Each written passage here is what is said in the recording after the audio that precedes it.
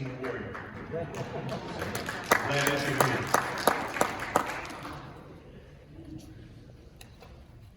I've been given the task of giving you the official commercial on Becoming Beloved Community.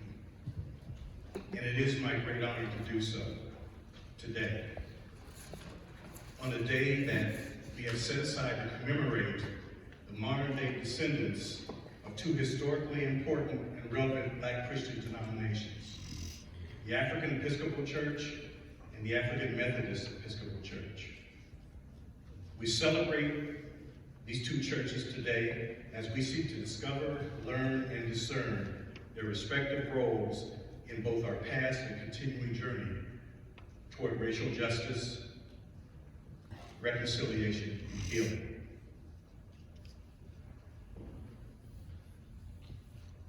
It's a journey that we pray will bring us ever closer to becoming beloved community. Now, no doubt, some of you have heard that phrase many times today, becoming beloved community. But exactly what are we referring to when we say we are becoming beloved community?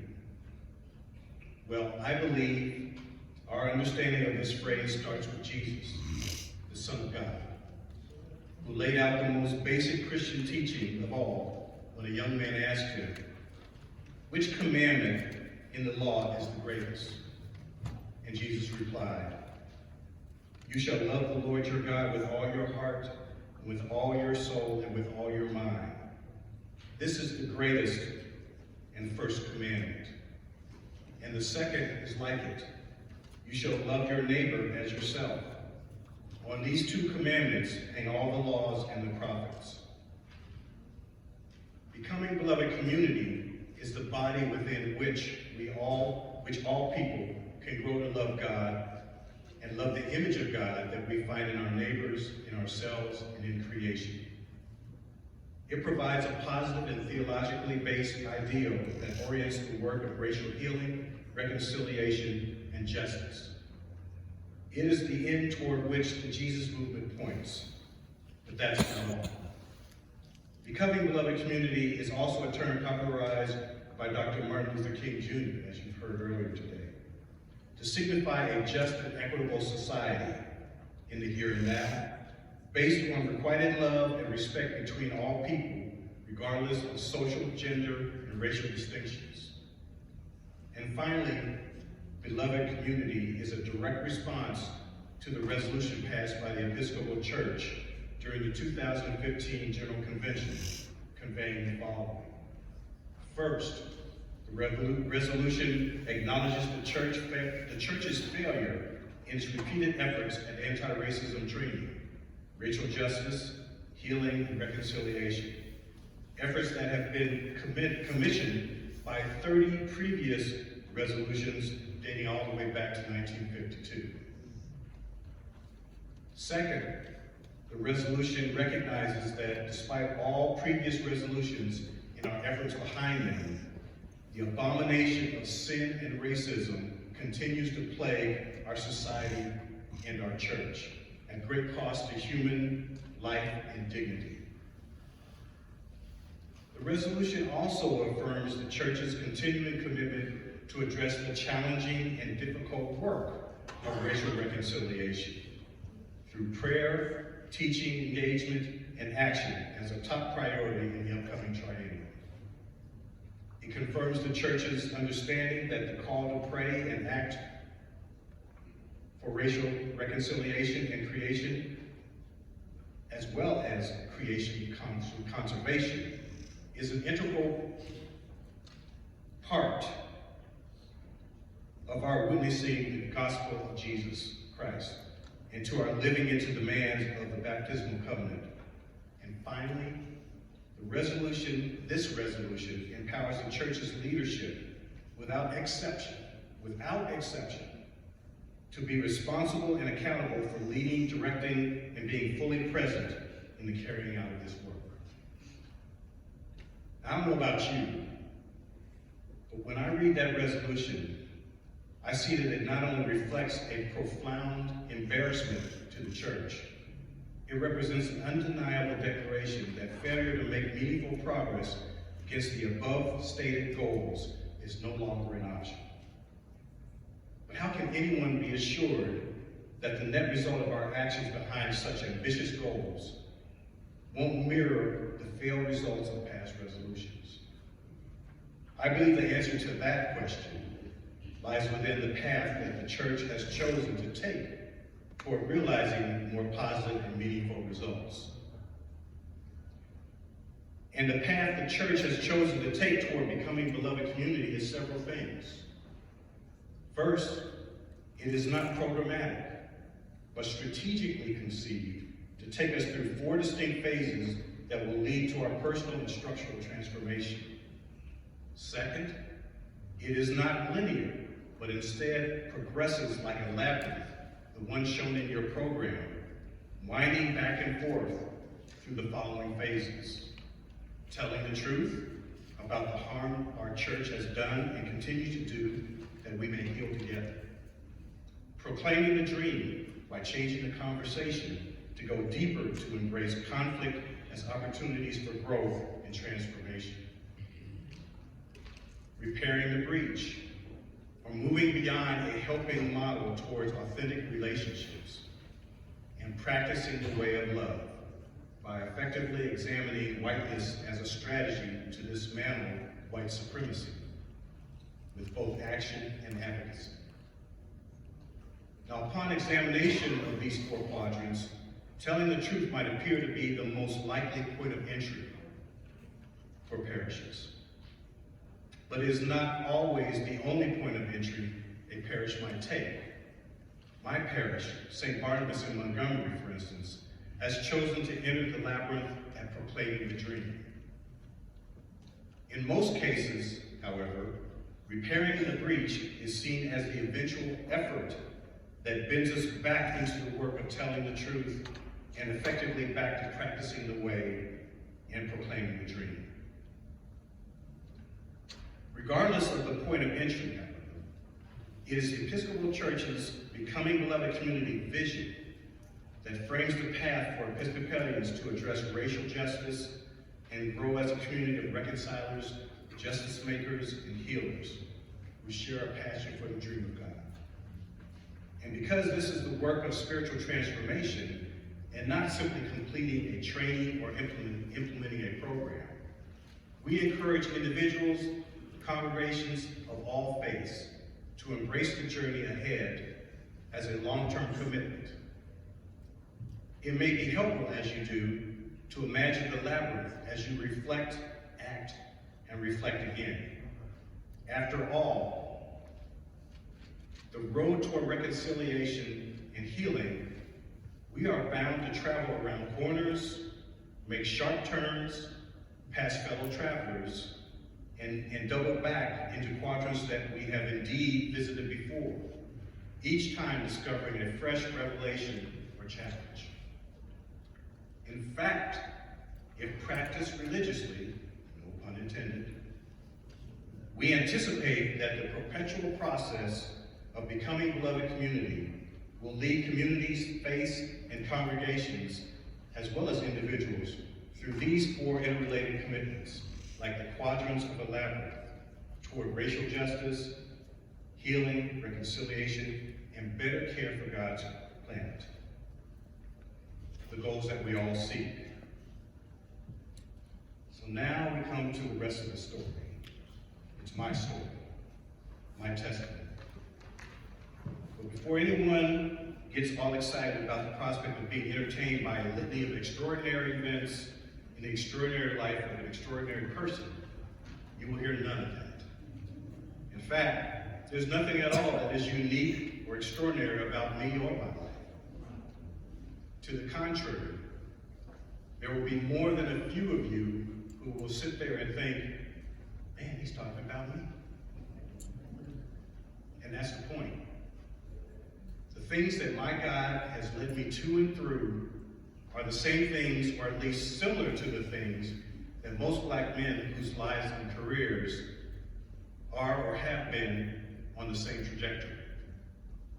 Case in point, I mentioned I'm from Columbus.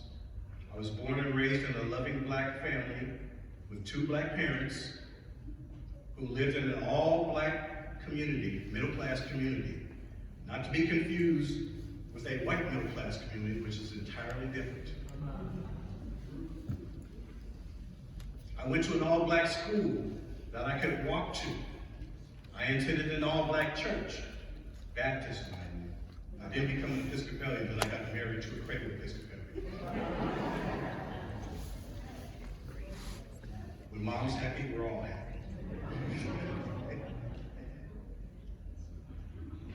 But as a child, I would have to leave the friendly confines of Shepherd, my community, and travel a reasonable distance in order to see more than one white person in one place. Life was good. But then came the late 60s and this thing called busing. Now everything was changing, and changing fast. Now I'm seeing more white people than I can count, and I'm going to their school in their neighborhood. But there was something else that was changing even more dramatically. I couldn't put my finger on it then, but I can now. It was that sense of feeling unsafe, unwelcomed, and uncomfortable.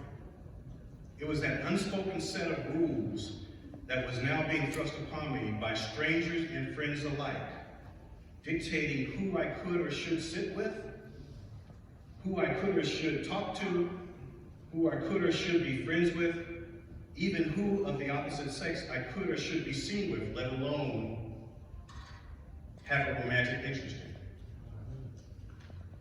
Yes, that unsettling feeling had moved into my body and my mind and was intent on taking up permanent residence. What's more, the longer I was in that environment and exposed to white kids and their families, the more unsettled I became and the warier I became of white people in general. But that's not the end of it. The more educated and successful I became as an adult, the more distant I began to feel from the world I grew up in.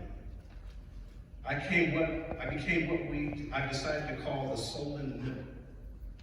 Not comfortable at all in the world of whites, and less comfortable in the community I was raised in, with each educational and career level that I attained. I need to go there with you all, because you need to understand that we all are owning this.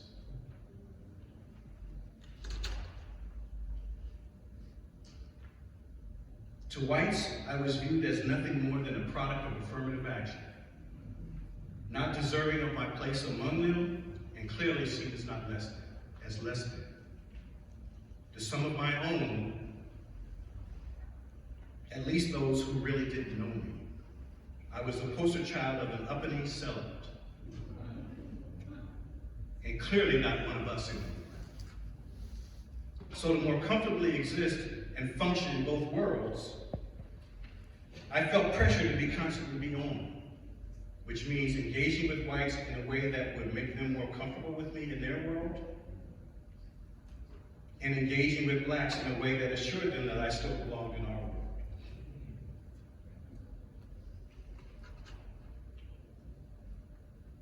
And that pressure became stronger and stronger as I found myself in my family, like most upwardly mobile black families did of our day, in predominantly white work settings, communities, churches, and schools for our children.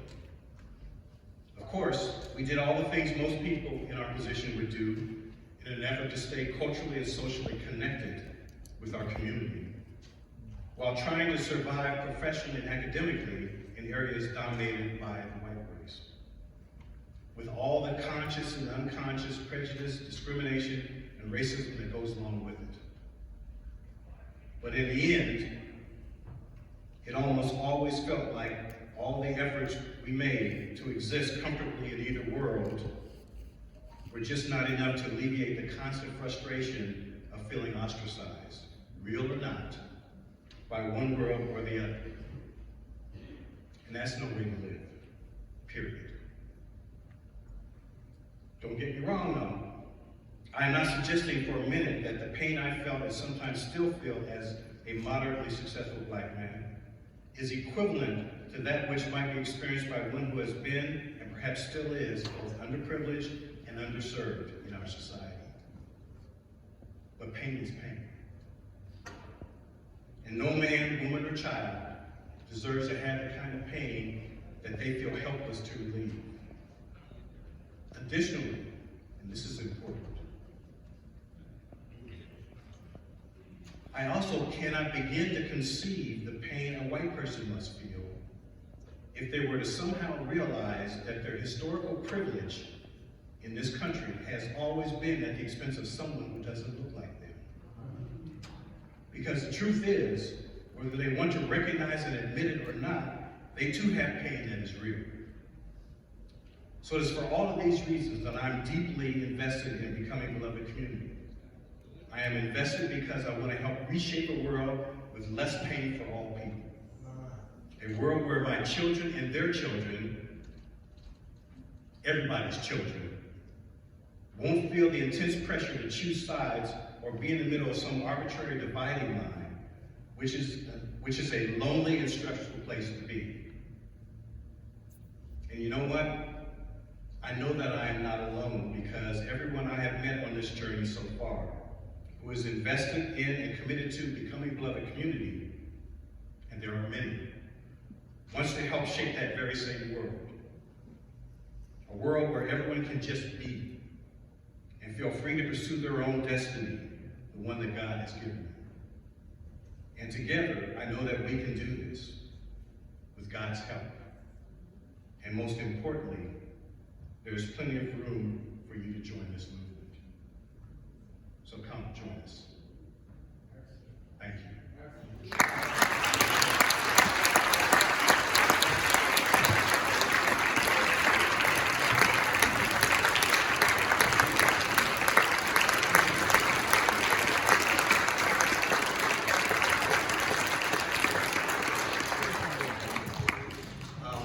I'm supposed to release you to lunch now, which will be in the room that we had our continental breakfast.